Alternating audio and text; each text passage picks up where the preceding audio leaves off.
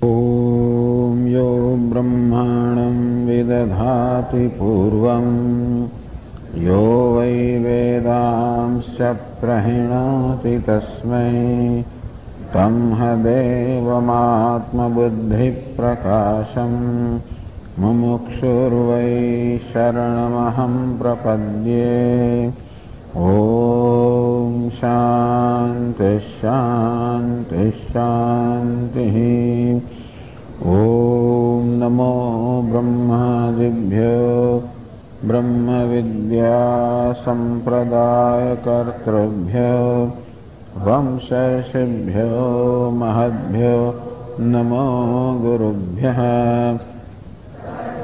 मप्लवरहितः प्रज्ञानघनः प्रत्यगर्थो ब्रह्मैवाहमस्मि ब्रह्मैवाहमस्मि। ॐ नारायणं पद्मभवं वसिष्ठं शक्तिं च तत्पुत्रपराशरं च व्यासं शुकं गौडपदं महान्तं गोविन्दयोगीन्द्रमथास्य शिष्यं श्रीशङ्कराचार्यमथास्य पद्मपादं च हस्तामलकं तन्तोटकं वार्तिककारमन्यान् अस्मद्गुरून् सन्ततमानतोऽस्मि। श्रुतिस्मृतिपुराणानाम् आलयं करुणालयं नमामि भगवत्पादं शङ्करं लोकशङ्करं शङ्करं शङ्कराचार्यं केशवं बादरायणं सूत्रभाष्यकृतौ वन्दे भगवन्तौ पुनः पुनः। ईश्वरो गुरुरात्मेति न विभागिने व्योमवद्व्याप्तदेहाय दक्षिणामूर्तये नमः।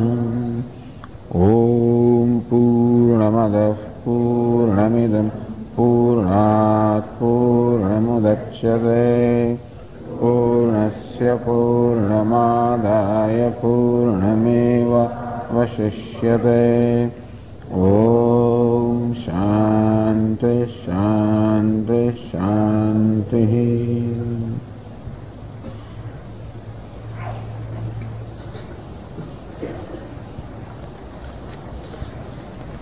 जनक राजानी यज्ञशाळाમાં યાજ્ઞવલ્ક્ય ઋષિ અને અન્ય વિદ્વાન બ્રાહ્મણો વચ્ચેનો સંવાદ ચાલી રહ્યો છે.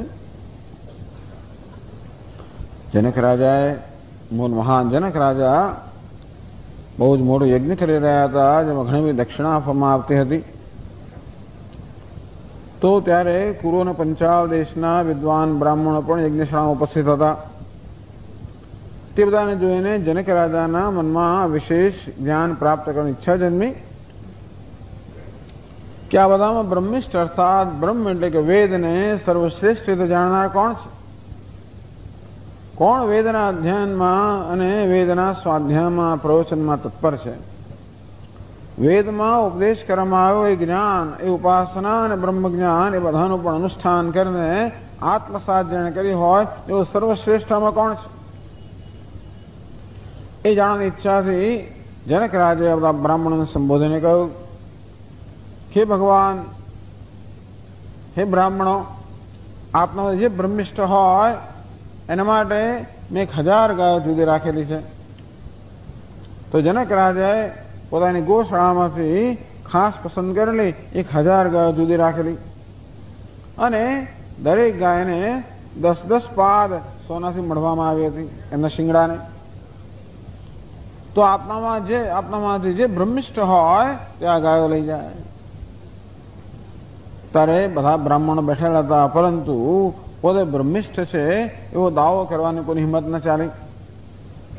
અને ત્યારે યાજ્ઞવલ્ક્યે પોતાના શિષ્યને કહ્યું, બ્રહ્મચારીને કહ્યું, હે સૌમ્ય, હે સોમશ્રવા, આ ગાયોને દોરી ગયા અને ગુરુજીના આજ્ઞા પ્રમાણે આ બ્રહ્મચારી ગાયોને દોરી ગયો, ગુરુજીને ત્યાં લઈ ગયો. આવું જયારે થયું ત્યારે હવે બ્રાહ્મણ ગુસ્સે થયા, ક્રોધે ભરાયા. અરે અમે તો બેઠેલા જ છે અહીંયા આગળ, અને કેવી રીતે પોતાની જાતને બ્રહ્મિષ્ઠ જાહેર કરી દે છે? એને પોતાની જાતને બ્રહ્મિષ્ઠ પુરવાર કરી નથી. આમ પોતે બ્રહ્મિષ્ઠ જે પુરવાર કર્યા વગર જાહેર કરવું, જાહેર નથી કર્યું પણ ગાયો લઈ જવાનું કહ્યું એનો થાય કે હું બ્રહ્મિષ્ઠ છું. આમ પોતાના શિષ્યને ગાયો લઈ જવાનો આદેશ જયારે યાજ્ઞવલ્ક્ય ઋષિ આપે એ દ્વારા એમણે જાહેર કર્યું હું બ્રહ્મિષ્ઠ છું. તો કેવી રીતે આ રીતે પોતાની જાતને પુરવાર કર્યા વગર અમારામાં શ્રેષ્ઠ છે હવે દાવો કેમ કરી શકે? આ બધા બ્રાહ્મણો ગુસ્સે ભરાયા. અને ત્યારે અશ્વલ નામનો એક બ્રાહ્મણ તે જનક રાજાનો હોતા હતો, જનક રાજાનો આશ્રિત હતો, અને એણે પહેલ કરી, એણે હિંમત કરી અને કહ્યું કે હે યાજ્ઞવલ્ક્ય, તમે સ્વયં માનો છો કે તમે બ્રહ્મિષ્ઠ છો? અમારા બધાથી તમે ચડિયાતા છો? તો યાજ્ઞવલ્ક્યએ કહ્યું કે અમે તો જે બ્રહ્મિષ્ઠ હોય એને નમસ્કાર કરીએ છીએ. એમના કહું સીધે સીધું હું બ્રહ્મિષ્ઠ છું. પોતાની નમ્રતા દર્શાવી કે જે બ્રહ્મિષ્ઠ હોય આ સભામાં એમને અમારા નમસ્કાર. અમે તો માત્ર ગાયોની કામના કરવાવાળા છીએ, એટલે કે અમે બ્રહ્મિષ્ઠ જ છીએ. આ પ્રકારે આ ઉત્તર દ્વારા યાજ્ઞવલ્ક્યે પોતાના બ્રહ્મિષ્ઠ પણ જાહેર કર્યું. હું બ્રહ્મિષ્ઠ છું એવું ખરેખર દાવો કર્યો. અને ત્યારે માત્ર દાવો કરવાથી કોઈ બ્રહ્મિષ્ઠ થઈ જતું નથી. બ્રહ્મિષ્ઠ છો એ પુરવાર કરવું પડે. આ સભામાં જે વિદ્વાન બ્રાહ્મણો બેઠેલા છે એ બધા બ્રાહ્મણના પડકારને આપણે ઝીલવો પડે. અને તમે જો પુરવાર કરો કે એમના કરતા તમે ચડિયાતા છો તો બરાબર છે. આ ઈચ્છાથી સૌથી પહેલા અશ્વલે પ્રશ્ન કર્યો. એમનું મૃત્યુ અને અતિમૃત્યુ વગેરેનો પ્રશ્ન કર્યો. એ પણ ઉપાસના વિષયનો પ્રશ્ન છે. ગઈકાલે ચર્ચા કરી કે મૃત્યુ કોને કહેવાય? આસક્તિ મૃત્યુ કહેવાય.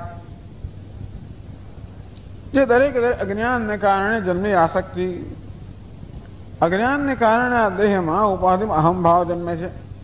એનામાં અજ્ઞાન. આત્મા વાસ્તવમાં નિત્ય શુદ્ધ બુદ્ધ મુક્ત છે, એ કાંઈ બંધાયેલો નથી. છતાં પણ આ સ્થૂળ અને સૂક્ષ્મ શરીરરૂપી આ કાર્યકરણ સંઘાત જે છે એમાં અહમભાવના કારણે હું અલ્પ છું, મર્યાદિત છું, આ પ્રકારનો જે ખ્યાલ જન્મે છે એ ભ્રમ છે અને એ જ મૃત્યુ છે. એને કારણે જે બ્રહ્મ છે જે સર્વવ્યાપક છે એ પોતાને અલ્પ પરિચ્છિન્ન માને છે. આ વાસ્તવમાં હું પરમાત્મા છું. એટલું જ નહીં પણ જોવા જઈએ તો હું સગુણ બ્રહ્મ છું. એટલે ઉપાસનાની અંદર આ જે જીવાત્મા છે એનો સગુણ બ્રહ્મ અર્થાત હિરણ્ય ગર્ભ સાથે વિશ્વાત્મા સાથેનું ઐક્ય સ્થાપિત કરવાનો હેતુ છે. તો એવું શાસ્ત્રમાં કહે છે, ચંદ્રમા મનસો જાત ચક્ષો સૂર્યો અજાયત મુખાદિન્દ્રશ્ચાગ્નિશ્ચ પ્રાણાદ વાયુરજાયત. આપણા દેવતાઓ છે સૂર્ય, ચંદ્ર.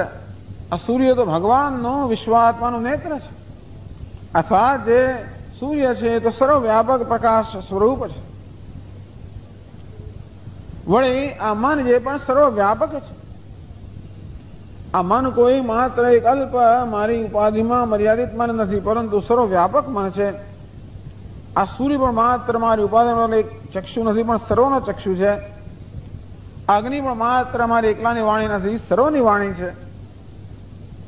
વાસ્તવમાં જે સર્વવ્યાપક અગ્નિ છે, સર્વવ્યાપક સૂર્ય છે, સર્વવ્યાપક વાયુ છે, જે વાસ્તવમાં વિશ્વાત્મા છે, વિરાટ છે, હિરણ્યગર્ભ છે, એ પોતાને જીવ માને છે. આમ બે સ્તર, અજ્ઞાનના બે સ્તર બતાવે. એક તો જે ચૈતન્ય છે, ચિદવપુ છે, એ પોતાને આવી રીતે અલ્પ ચૈતન્ય માને છે. સાથે સાથે જે વિશ્વાત્મા હિરણ્યગર્ભ છે એ પોતાને આવી રીતે કાર્યકરણ સંઘાતથી મર્યાદિત માને છે. તેથી આ પહેલા ત્રણ પ્રશ્નો છે એ ઉપાસના વિષયક પ્રશ્નો છે. તો મૃત્યુ કોને કહેવાય? તો આ રીતે પોતાને માત્ર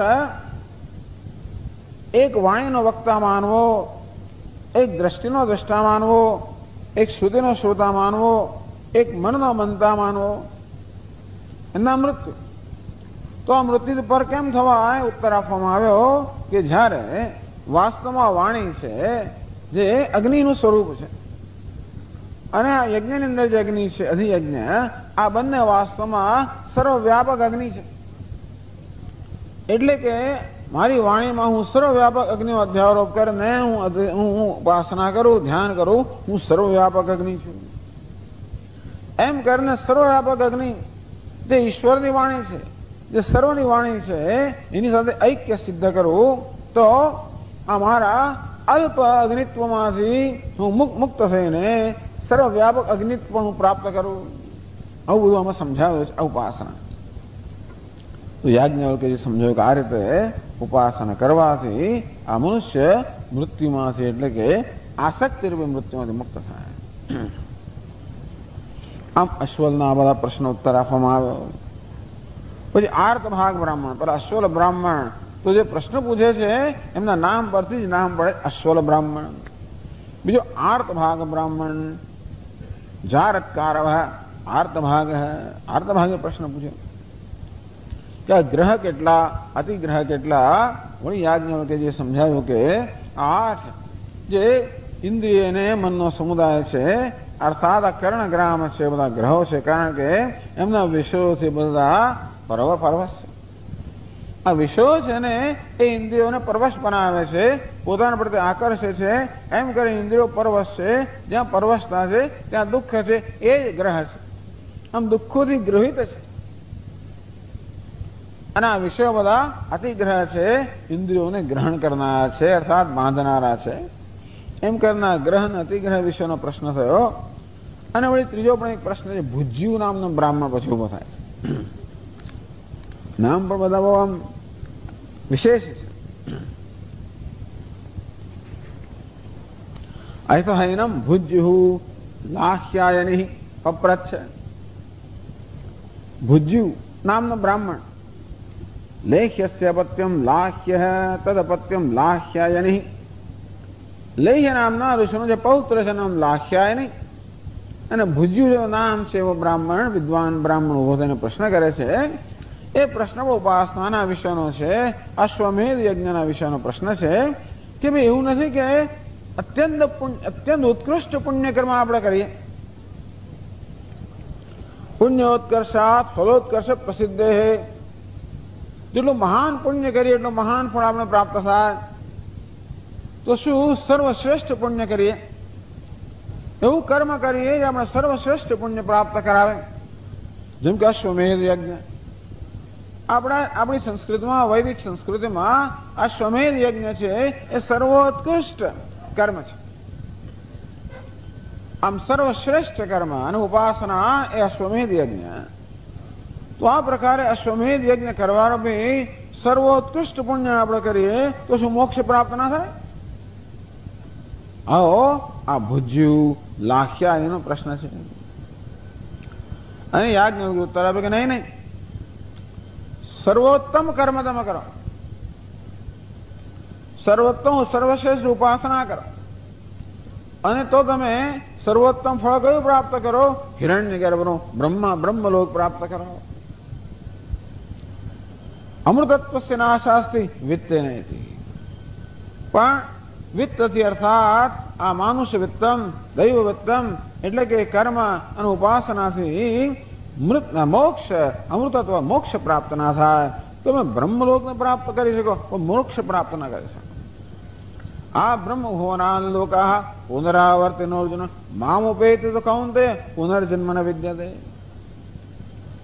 એટલે આ પ્રકારનો વિભાગ, આ પ્રકારની સ્પષ્ટતા બહુ જરૂરી છે. આ બ્રહ્મ ભુવનાન લોકા, હે અર્જુન પુનરાવર્તિન. ભગવાન કહે છે કે હે અર્જુન, બ્રહ્મલોક સુધીના બધા જ લોક છે. આપણે જેને વૈકુંઠ અને સાકેત વગેરે લોક બધા બ્રહ્મલોકના અંતર્ગત છે. ટૂંકમાં બ્રહ્મલોકના જે બીજા બધા નામ છે. વૈકુંઠ કહેવામાં આવે, કૈલાસ કહેવામાં આવે, સાકેત ધામ, કોઈ પણ ધામ કહેવામાં આવે. ભલે ને એના અનુયાયીઓ કે ઉપદેશકો એ ધામને સર્વશ્રેષ્ઠ વર્ણન કરે, છતાં પણ કોઈ પણ ધામ હોય એનું નામ બ્રહ્મલોક. આ બ્રહ્મભુવના લોક પુનરાવર્તિનો અર્જુન. હે અર્જુન, બ્રહ્મલોક સુધીના બધા જે લોક છે એ બધા પુનરાવર્તી છે. અર્થ કારણ કે એ પ્રાપ્ત થયેલા છે. કર્મ ઉપાસના પ્રાપ્ત થયેલાના કારણે ત્યાં ગયા પછી પણ વળી પાછું ફરવું પડે, સાથ મોક્ષ પ્રાપ્ત ન થાય. સંસારાંતર્ગત સૂત્રપદા પદાંતાય વૈરી. આ બ્રહ્મલોક બ્રહ્માજી પણ સંસાર અંતર્ગત છે. અંતેથી પહેલા 3 પ્રશ્નોની અંદર આમ આપણને એમ લાગે કે આ પેલા બ્રાહ્મણો છે સ્વતંત્ર રીતે એક પછી ઉભા થાય, પરંતુ એમાં પણ એક વિચારધારા છે. એવું નથી કે આડેધડ પ્રશ્ન કરવામાં આવે, કે આડેધડ આપણું ઉપનિષદ કહેતું એવું નથી. ભલે પેલા એક પછી ઉભા થાય છે અને પ્રશ્ન કરે છે, પરંતુ એમાં પણ એક ક્રમ રહેલો છે. અને આ ત્રીજો ભુજ્જુ લાખ્યાયની પ્રશ્ન કરે છે, એમાં એ દ્વારા કહેવામાં આવે છે કે બ્રહ્મલોકો સુધીની પ્રાપ્તિ પણ સંસારના અંતર્ગત છે, માટે એના પ્રત્યે પણ વૈરાગ્ય હોવો જોઈએ. લગભગ બધા જ ઉપનિષદ કહેતા હોય છે. કઠોપનિષદ પણ કહે છે, અને છાંદોગ્ય, બૃહદારણ્યક, અરે મુંડકો ઉપનિષદ આ બધા પોતાની રીતે કહેતા હોય છે કે બ્રહ્મલોક સુધીની પ્રાપ્તિ, કોઈ પણ પ્રકારની પ્રાપ્તિ એ મર્યાદિત છે. એ મોક્ષનું સાધન નથી. મોક્ષનું સાધન તો આત્મજ્ઞાન છે. એટલે બીજા અધ્યાયના 9 બ્રાહ્મણો છે, એટલે કે 9 વિભાગો છે. એમાં પહેલા 3 બ્રાહ્મણ અર્થાત 3 વિભાગો છે. એ કર્મ ઉપાસનાની વાત કરે છે, સંસાર અંતર્ગત છે. હવે જેને મોક્ષ પ્રાપ્ત થાય, જેના અજ્ઞાનને કારણે ભલે ને પુણ્ય પાપ રૂપી કર્મ થાય, જે આત્માના અર્થાત બ્રહ્મના પરમાત્માના અજ્ઞાનને કારણે આ પરમાત્મા પોતે જ પોતાની જીવાત્મા માને છે, અર્થાત પોતાના વાસ્તવિક સ્વરૂપના જ્ઞાનને કારણે એ પરમાત્મા જ પોતાને વાસ્તવમાં જીવ માને, સંસારી માને છે. અને આ સંસારીપણામાંથી છૂટવા માટે અનેક પ્રકારના કર્મ કરે છે. પુણ્ય પાપ રૂપી કર્મ કરે છે, અને પુણ્યરૂપી કર્મ પણ કરતો હોય. અને છતાં પણ આ સંસારમાંથી અર્થાત મર્યાદિતપણાની લાગણીમાંથી, બંધનની લાગણીમાંથી, પરવશતાની લાગણીમાંથી, આ સહાયતાની લાગણીમાંથી સંપૂર્ણ મુક્ત થવાનું સાધન ન જાણતો હોવાને કારણે અનેક પ્રકારના સાધનનું અનુષ્ઠાન કરે છે, અને છતાં સંસાર અંતર્ગત રહે છે. તો એ આ જે જીવાત્મા છે એની મુક્તિનું સાધન કયું? આત્મૈક્ય બોધાર્થ વિના વિમુક્તિ ન સિદ્ધતી જન્મ શતાંતરે બ્રહ્મ શતાંતરે બી. વદંતુ શાસ્ત્રાણી યજંતુ દેવાન કુર્વંતુ કર્માણી ભજંતુ દેવાહ. આત્મૈક્ય બોધેન વિના વિમુક્તિ ન સિદ્ધતી બ્રહ્મ શતાંતરે બી. વિવેક ચૂડામણીમાં શંકરાચાર્ય બહુ સ્પષ્ટ કરે છે. આ વેદાંતિન લોકો છેલ્લી પાટલી બેસનાર છે.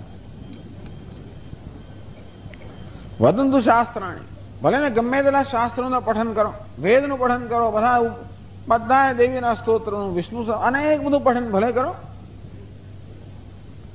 યજંતુ દેવાન, યજ્ઞ યાગાદિ કરો, અને એમ કરીને દેવતાઓને તમે યજ્ઞથી ખુશ કરો. કુર્વંતુ કર્માણી, બીજા બધા તમે સેવાના વગેરે અનેક બધા ઉત્તમ કાર્ય કરો. ભજન તો દેવતા, અને દેવતાઓનું ભજન પણ તમે બધું જ કરો. બહુ ઉત્તમ વસ્તુ છે. આ ન કરવું એ કોઈ નથી કહેતું. આ તો બધું કરવું જ જોઈએ. પરંતુ આત્મૈક્ય બોધેન વિના વિમુક્તિ ન સિદ્ધતી. જ્યાં સુધી બ્રહ્મના આત્માના ఐక్યનો બોધ ન થાય, અર્થાત હું બ્રહ્મ છું, હું જે પ્રાપ્ત કરી છું તે હું છું જ. આ પ્રકારે આ સાધક અને સાધ્ય જે પ્રાપ્ત કરવા માંગે છે, હું જે પ્રાપ્તવ્ય છે, આમ 10મો છોકરો હું જ છું. અંતે બધા પ્રયત્ન દ્વારા જે બ્રહ્મને, પરમાત્માને, ઈશ્વરને, પૂર્ણતાને, મોક્ષને પ્રાપ્ત હોય છે એવા હું છું જ. એ બધા ఐક્ય બોધ વગર મુક્તિ ન સિદ્ધતી, આ મુક્તિ સિદ્ધ ના થઈ શકે. બ્રહ્મ શતાંતરે બી, બ્રહ્માજીના અનેક સેંકડો આયુષ્ય સુધી પણ આ બધું કરે તો પણ ચિત્તસ્ય શુદ્ધે કર્મ નતુ વસ્તુ ઉપલબ્ધે. એમ કહેવામાં આવ્યું કર્મ ઉપાસનાથી મોક્ષ પ્રાપ્ત નથી, બરોબર છે. પણ અમારે નથી પ્રાપ્ત કરવો મોક્ષ. અમારે તો શું કરવું છે? અમે કર્મની ઉપાસના કરીએ છીએ. કર્મ એટલે ભગવાનની સેવાનું કર્મ, ઉપાસના એટલે ભગવાનનું ધ્યાન. એ બધું નિષ્કામ ભાવે કરી, એ દ્વારા મારે કંઈ જોઈતું નથી. માત્ર ભગવાનને ખુશ કરવા છે. બહુ સુંદર. તો એ દ્વારા અંતઃકરણ શુદ્ધિ અને ચિત્તની એકાગ્રતા પ્રાપ્ત થાય, જે બ્રહ્મ જ્ઞાન અત્યંત આવશ્યક છે. તો આ રીતે પહેલા એટલે બીજા અધ્યાયના પહેલા ત્રણ, ત્રીજા અધ્યાયના પહેલા ત્રણ બ્રાહ્મણમાં જે વિષય કહેવામાં આવ્યો એ જ બધી ઉપાસનાઓ નિષ્કામ ભાવે કરવામાં આવે તો એ બ્રહ્મ જ્ઞાન માટેની પૂર્વ તૈયારી બની જાય, અર્થાત બ્રહ્મ જ્ઞાન માટેની આત્મજ્ઞાન માટે યોગ્યતા પ્રદાન કરે. એ યોગ્યતા પ્રાપ્ત કરેલો જે સાધક છે એને હવે પછીના બ્રાહ્મણોમાં બ્રહ્મ જ્ઞાનનો ઉપદેશ કરવામાં આવે છે કે ભાઈ આ આત્માનું વાસ્તવિક સ્વરૂપ શું છે. બસ હવે મૂળ વિષય પર આવી જાય છે. આ બૃહદારણ્યક ઉપનિષદમાં મુખ્યત્વે બ્રહ્મ વિદ્યા જ છે. આટલું બધું ઉપનિષદ આપણે અપેક્ષા રાખી ઘણી ઉપાસનાઓ હશે, પણ નહીં, બહુ ઓછી છે. મુખ્યત્વે બ્રહ્મ વિદ્યા છે. તો આત્માનું શું સ્વરૂપ છે એ જિજ્ઞાસા થાય, જિજ્ઞાસા જન્મે.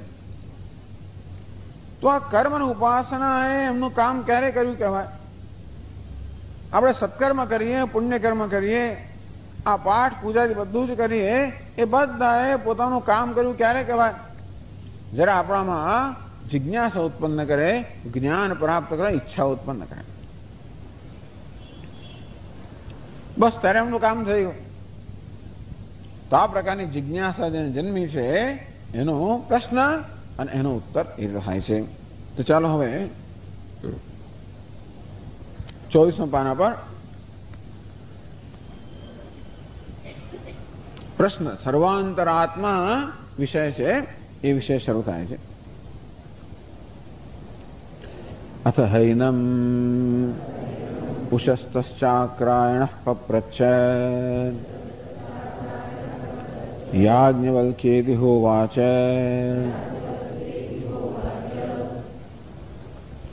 અથ જ્યારે ભુજ્યું લાખ્યાયની ના પ્રશ્ન ઉત્તર મળવાને કારણે એ શાંત થઈ ગયો અને ત્યારે હવે અવકાશ મળ્યો.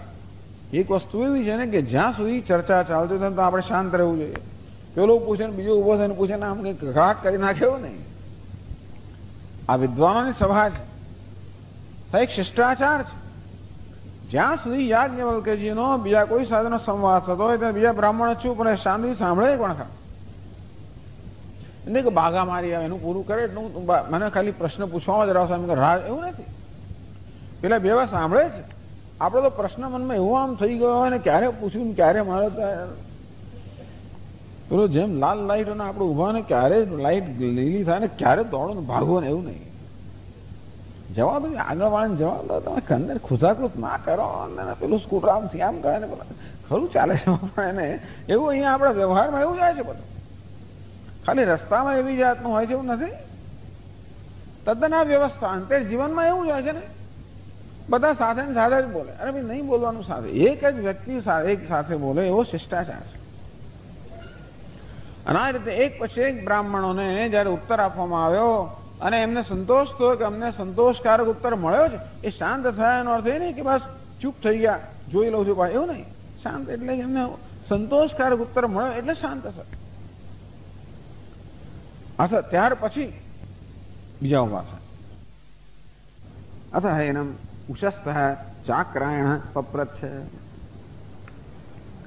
ચાક્રાયણ ઉશસ્ત નામ ચક્રસ્ય અપત્યમ ચાક્રાયણ. આ ચક્ર ઋષિના પુત્ર ચાક્રાયણ. ઉશસ્ત જેનું નામ છે, ચાક્રાયણ પછી અટક થઈ. ચાક્રાયણ ફેમિલી નહીં, ચક્રના પુત્ર ચાક્રાયણ. આ ઉશસ્તના પુત્ર ચાક્રાયણ જે છે એમણે પ્રશ્ન કર્યો. એનમ યાજ્ઞવલ્ક્યમ પપ્રચ્છ. આ યાજ્ઞવલ્ક્યને પ્રશ્ન કર્યો. યાજ્ઞવલ્ક્યેતિ હોવાચ. હે યાજ્ઞવલ્ક્ય આમ કહે છે, એમ કરીને એનું ધ્યાન દોરે છે. કારણ કે આટલી મોટી સભા હોય ને, પેલા ખૂણામાંથી ઉભો થાય એટલે ખબર ના પડે ને. હે યાજ્ઞવલ્ક્ય એમ કે તરત ધ્યાન દોરે. હાજી, હા બરાબર. પ્રશ્ન પૂછવાનો હોય તો આમ હાથ ઊંચો કરીએ કરીએ ને ધ્યાન દોરવા માટે. એટલે યાજ્ઞવલ્ક્યેતિ હોવાચ. ઉશસ્ત આવે રીતે એક પછી એક બ્રાહ્મણો આવે કે હે યાજ્ઞવલ્ક્ય. ઇતિ ઉવાચ તરત યાજ્ઞવલ્ક્યનું ધ્યાન દોરાય કે હા. પછી કે એમને એમ ના કે ફટફટ બોલવા મળે ને આપણે આમ જોતા હોઈએ, કારણ કે આપણે ખબર આપણે ક્યાંથી અવાજ આવે છે. ઘણી વાર એવું થતું હોય છે, કોઈ પ્રશ્ન પૂછે ફટ બોલવા માંડે અને આપણે જોઈએ કે ક્યાંથી આવે છે, પેલા અડધો પ્રશ્ન થઈ ગયો, એવું નહીં. આમ યાજ્ઞવલ્ક્યનું ધ્યાન દોરવામાં આવ્યું, બંનેની આંખો મળી, અર્થાત બંને વચ્ચેનો સંબંધ સ્થાપિત થયો કે વક્તા છે હું શ્રોતા છું. કાન બરોબર સરવા કર્યા અને પછી એ પ્રશ્ન પૂછે છે એ સાંભળવામાં આવે છે. તો કહે છે યત સાક્ષાત અપરોક્ષાત બ્રહ્મ ય આત્મા સર્વાંતરઃ તમ્મે વ્યાચક્ષ્વેતિ. આ પ્રશ્ન પૂછનાર કોઈ સામાન્ય વ્યક્તિઓ નથી, અને પ્રશ્ન પૂછનાર ઉત્તર જાણે છે અને પ્રશ્ન પૂછે, આટલો ફેર છે આમાં. સામાન્ય રીતે આપણે જિજ્ઞાસાથી પ્રેરેને પ્રશ્ન પૂછીએ, અહીંયા કસોટી કરવા પ્રશ્ન પૂછવામાં આવે છે.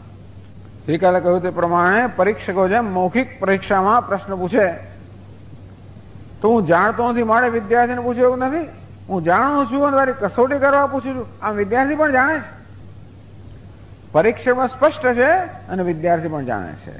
તો પ્રશ્ન પૂછનાર સ્પષ્ટ છે એમ ના માનું કે હું જાણું છું. નહીતર આપણે ઉત્તર આપીને આપણે મને ચાલો પટાવી રહીએ. કોઈ આપણો પ્રશ્ન પૂછે, આપણે જાણીએ કે ઉત્તર ખબર નથી, આપણને બરોબર ખબર ન હતો પણ એવી કુશળતાથી ઉત્તર આપીએ કે ચાલી જાય કામ. એવી કુશળતા દાખવવા જાય તો તરત પકડે, અને પકડ તો 1000 ગાય પાછી લઈ આવવી પડે. એટલા માટે યાજ્ઞવલ્ક્ય પણ જાણે છે, આજે પ્રશ્ન કરનાર છે શું છે પ્રશ્ન ઉત્તર એ જાણીને પૂછે છે, અને તેથી જેને યોગ્ય ઉત્તર આપો ત્યારે સંતોષ થાય. અર્થાત સંતોષ થાય એટલે જાણે કે બસ બાકી કે પૂછવાનું નથી, મેં પૂછ્યું તો ઉત્તર મળી ગયો એટલે શાંત થઈ જાય. પ્રશ્ન યત સાક્ષાત પરોક્ષાત બ્રહ્મ યાત્મા સર્વાંતરઃ તન્મે વ્યાચક્ષ્વેતિ.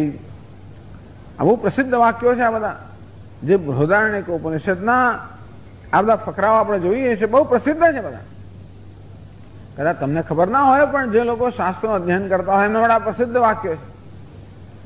જે લોકો ઉપનિષદનો અભ્યાસ કરતા હોય, ગીતાના ભાષ્યનો અભ્યાસ કરતા હોય, બ્રહ્મસૂત્રનો અભ્યાસ કરતા હોય, શાંકર ભાષ્યનો અભ્યાસ કરતા હોય, એ બધાથી પરિચિત હોય. ખબર ના હોય શરૂઆતમાં ક્યાંથી આવે છે એ ખબર ના, પણ આ વાક્યો જાણતા હોય પછી આવું બૃહદારણ્યક જોઈ રાખો, ઓહો અહીંથી આવે છે. જે શ્વેતાશ્વત ઘણા બધા વાક્યો આમાંથી આવતા ખબર ના હોય, એનો અભ્યાસ શરૂ કરીએ ત્યારે ખબર, હો તો આનું વાક્ય છે, આ તો શ્વેતા હા છે, આ હું જાણું છું. અમારા સ્વામીજી કે તમને ખબર ના પડે કે આ વાક્ય ક્યાંથી આવે, સમજો બૃહદારણ્યકમાંથી આવે છે. હો યત સાક્ષાત અપરોક્ષાત બ્રહ્મ, યત સાક્ષાત અપરોક્ષાત અપરોક્ષમ, યત સાક્ષાત અપરોક્ષમ બ્રહ્મ યા આત્મા સર્વાંતર. આ પ્રશ્ન જે છે ને એ પ્રશ્નના બે ઘટકો છે. પહેલો યત સાક્ષાત અપરોક્ષાત બ્રહ્મ, અપરોક્ષમ બ્રહ્મ. અપરોક્ષ કોને કહેવાય? જે મારા સ્પષ્ટ જ્ઞાનનો વિષય છે એને અપરોક્ષ કહેવાય. આ અપરોક્ષ શબ્દ છે એ ન્યાયની ભાષામાં નૈયાયિકો જે અર્થમાં અપરોક્ષ શબ્દ વાપરે છે એ અર્થમાં વપરાયેલો છે. વેદાંતિન લોકો જે અપરોક્ષ એ રીતે નહીં, પરંતુ સામાન્ય રીતે અપરોક્ષ શબ્દ જે અર્થ વપરાય છે એ અર્થમાં અપરોક્ષ શબ્દ વપરાયો છે. જેમ કે આ ફૂલનું જે જ્ઞાન છે અપરોક્ષ જ્ઞાન કહેવાય, પરોક્ષ નથી, અપરોક્ષ જ્ઞાન. તો તેવી રીતે આ જગતના વિષયો શબ્દ સ્પર્શ રૂપ રસ ગંધ જે મારી જ્ઞાનેન્દ્રિયોના વિષયો છે, જ્ઞાનના વિષયો છે, એ બધા વિષયના જ્ઞાન અપરોક્ષ જ્ઞાન કહેવાય. પરોક્ષ ને અપરોક્ષ જ્ઞાન, પ્રત્યક્ષ જ્ઞાન. તદુપરાંત મારા મનમાં જે વિચારો છે ને, વૃત્તિઓ, આપણા મનની લાગણી હોય, મનના વિચારો હોય, આ મનમાં જે છે વૃત્તિઓ ભિન્ન ભિન્ન પ્રકારની વૃત્તિઓ, એનું જે જ્ઞાન એને પણ અપરોક્ષ જ્ઞાન કહેવાય. એટલે પ્રત્યક્ષ શબ્દ ના વાપરવાનું. પ્રત્યક્ષ એટલે ઇન્દ્રિયોની ઇન્દ્રિયોની સમીપ, જે ઇન્દ્રિયની સામે જે હોય એને પ્રત્યક્ષ કહેવાય.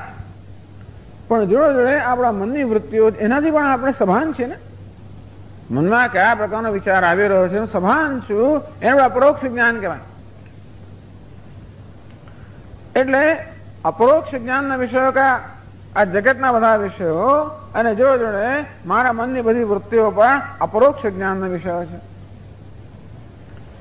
અંતેથી અહીં જેના વિશે પૂછવામાં આવે છે એને અપરોક્ષનું વળી બધું વિશેષણ લગાવવામાં આવ્યું. યત સાક્ષાત અપરોક્ષમ બ્રહ્મ, જે યત બ્રહ્મ સાક્ષાત અપરોક્ષ, જે બ્રહ્મ સાક્ષાત અપરોક્ષ છે. સાક્ષાત એટલે શું? સાક્ષાત એટલે કોઈ પ્રકારના વ્યવધાન વગર, સાક્ષાત એટલે કોઈ પ્રકારના અંતરાય વગર. હવે જુઓ કે આ ફૂલનું જયારે મને જ્ઞાન થાય ત્યારે અંતરાય હોય છે. આ ફૂલનું જ્ઞાન મને તૈયાર થઈ છે કે જ્યારે એ મારા ચક્ષુના જ્ઞાનનો વિષય બને, અર્થાત મારા ચક્ષુ એમાંથી આ ચૈતન્ય અને મન બહાર નીકળીને ફૂલનો સંપર્ક કરે ત્યારે મારા મનમાં આ ફૂલના આકારનો એક વિચાર કે વૃત્તિ જન્મે, પુષ્પના આકારની વૃત્તિ જન્મે, ત્યારે મને પુષ્પનું જ્ઞાન થાય. એટલે ભલે આપણે અપરોક્ષ જ્ઞાન કહેવાય છે, તો આપણે વૃત્તિ જ્ઞાન છે. તો વેદાંત ભાષામાં કહીએ તો આ ફૂલ કેવું છે? એ ફૂલના આકારની વૃત્તિથી વ્યાપ્ત છે, અર્થાત એ પ્રકારના એ આકારની વૃત્તિ જન્મે ત્યારે ફૂલનું જ્ઞાન થાય. વળી મનમાં પણ જે વૃત્તિઓ જન્મે છે એ પણ વૃત્તિઓનું જ્ઞાન છે. અંતેથી કોઈ પ્રકારનો વ્યવધાન કે અંતર રહેલો છે. આ ફૂલને જાણવા માટે ઇન્દ્રિયોની જરૂર પડે, મનની જરૂર પડે, અને મનની વૃત્તિઓને જાણવા માટે પણ મનની જરૂર પડે. અંતેથી જે બધા જે વિષયો છે બધો જ અનાત્મા છે. વેદાંતની ભાષામાં જે હું તે અન્ય છે. જગતના બાહ્ય વિષયો અને તે રીતે આ વૃત્તિરૂપી આંતરિક જે વિષયો છે એ બધા ભલે અપરોક્ષ હોય છતાં પણ એ કેવા છે? અસાક્ષાત. પરોક્ષતા એટલે એકદમ સાક્ષાત નથી. એમને જાણવા માટે ક્યાં તો ઇન્દ્રિયો જોઈએ કે મન જોઈએ. આ ઇન્દ્રિયના મનના માધ્યમ દ્વારા એને જાણી શકાય. અંતે યત સાક્ષાત અપરોક્ષાત બ્રહ્મ. સાક્ષાત અર્થાત જેને જાણવા માટે કોઈ પ્રકારના માધ્યમની જરૂર ના હોય, જેના જ્ઞાનમાં કોઈ અંતરાય નથી, વ્યવધાન નથી, અર્થાત જેના જ્ઞાનમાં ઇન્દ્રિયની આવશ્યકતા નથી, મનની પણ આવશ્યકતા નથી, એવું જે અપરોક્ષ છે. અપરોક્ષ કોને કહેવાય? જે પ્રકાશી રહ્યું છે મારી સમક્ષ. આ ફૂલ મારી સમક્ષ પ્રકાશી રહ્યું છે, તેમ વૃત્તિઓમાં પ્રકાશી રહી છે, આપણને અપરોક્ષ કહે. તો આ જગતના વિષયો અને મારી વૃત્તિઓ વગેરે પ્રકાશ અપરોક્ષ કહેવાય. તો સાક્ષાત અપરોક્ષાત બ્રહ્મ એ ક્યારે પ્રકાશે? અર્થાત ફૂલ જેવા જગતના વિષયો ક્યારે પ્રકાશે? જ્યારે મારે ઇન્દ્રિય દ્વારા એમને પ્રકાશિત કરવામાં આવે. અને વળી આ વૃત્તિ પણ ક્યારે પ્રકાશે? જ્યારે સાક્ષી ચૈતન્ય પ્રકાશિત કરતો હોય ત્યારે. અને તે રીતે આ બહારના અંદરના વિષયો ભલે પ્રકાશતા હોય છતાં પણ એ સ્વયં પ્રકાશ નથી. એ કેવા છે? ચૈતન્ય વડે પ્રકાશિત છે. એ સાક્ષાત અપરોક્ષાત બ્રહ્મ, અર્થાત જે સાક્ષાત અપરોક્ષ બ્રહ્મ છે. જે બ્રહ્મ, આ બ્રહ્મ તો કહેવાય. દ્વાવિમો પુરુષ કે આ જગત બ્રહ્મની જ અભિવ્યક્તિ છે. પણ એ પણ બ્રહ્મ જ છે, પરમાત્મા જ છે, બ્રહ્મ છે. અને મારી મનની વૃત્તિઓ પણ બ્રહ્મ જ છે. ભવંતી ભાવા ભૂતાનામ મત એવ પૃથક વિધાહ. ભગવાન કહે છે કે હે અર્જુન, આ મનમાં જે ભિન્ન ભિન્ન ભાવો જન્મે છે, વૃત્તિઓ જન્મે છે, એ પણ મારામાંથી જન્મે છે. હું જે રૂપમાં છું. આમ જગતના વિષયો રૂપમાં ભગવાન છે, મનની વૃત્તિના રૂપમાં ભગવાન છે. એ ભગવાનનું જ્ઞાન કેવું છે? સગુણ બ્રહ્મનું જ્ઞાન છે. એ જ્ઞાનને મોક્ષ પ્રાપ્ત ના થાય. એની વાત અત્યાર સુધી થઈ ગઈ. તો સાક્ષાત અપરોક્ષાત બ્રહ્મ એવું બ્રહ્મ છે જે સાક્ષાત અપરોક્ષ છે. અર્થાત જેને પ્રકાશિત કરવા માટે ઇન્દ્રિયોની આવશ્યકતા નથી, જેને જાણવા માટે કે પ્રકાશિત કરવા માટે મનની પણ આવશ્યકતા નથી. તો પછી કેવું છે? જે સ્વયં પ્રકાશ છે. આમ અપરોક્ષ એટલે જે પ્રકાશે છે, પરંતુ સાક્ષાત અપરોક્ષ કહીને આ જગતના વિષયો અને મનની વૃત્તિઓ જે પ્રકાશ છે જેના કરતા એને જુદું પાડવામાં આવ્યું. કે આ બધા જે પ્રકાશે છે તો ચૈતન્ય વડે પ્રકાશિત છે, પરંતુ જેને પ્રકાશવા માટે કોઈ બીજાની આવશ્યકતા હોય, જે સ્વયં પ્રકાશ બ્રહ્મ છે. આ બધું પ્રકાશિત બ્રહ્મ છે, આ સ્વયં પ્રકાશ બ્રહ્મ. તો એ સાક્ષાત પરોક્ષાત બ્રહ્મ એમ કરીને બ્રહ્મનું સ્વરૂપ કર. પછી આત્મા સર્વાંતર એમ કરીને આત્માનું સ્વરૂપ કે છે. આત્મા સર્વાંતર, જે આત્મા સર્વાંતર છે, સર્વનો અંતરતમ છે. એટલા જ માટે આત્મા અનેક વિષયો, અનેક વસ્તુમાં આપણે આત્મા શબ્દ વાપરીએ છીએ. ક્યારેક શરીરને પણ આત્મા કહીએ. હું, જેના માટે હું શબ્દનો પ્રયોગ કરતા હોય આત્મા. આમ આત્મા એટલે હું. તો આ શરીર પર ક્યારે હું કહું? ડોક્ટર સાહેબ પૂછે મને, કેમ સ્વામીજી શું છે? હું માંદો છું. જયારે કહું ત્યારે કોણ માંદું? શરીર માંદું છે. અને તે રીતે ક્યારેક શરીરને હું કહેતો, હું પિતા છું, હું પુત્ર છું, એમ જયારે મારી ઓળખાણ આપો ત્યારે શું થયું? આ શરીરમાં હું છે, શરીરને હું કહું છું. ભૂખ્યો છું, તરસ્યો છું એમ કહું ત્યારે એ પ્રાણના ધર્મ છે, પ્રાણને હું કહેતો છું.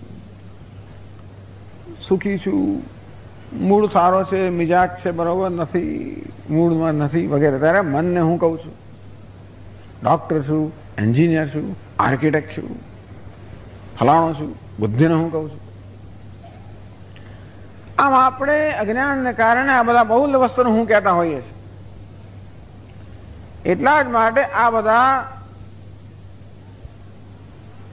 બીજા બધા હુંઓ છે, જે આત્માઓ છે,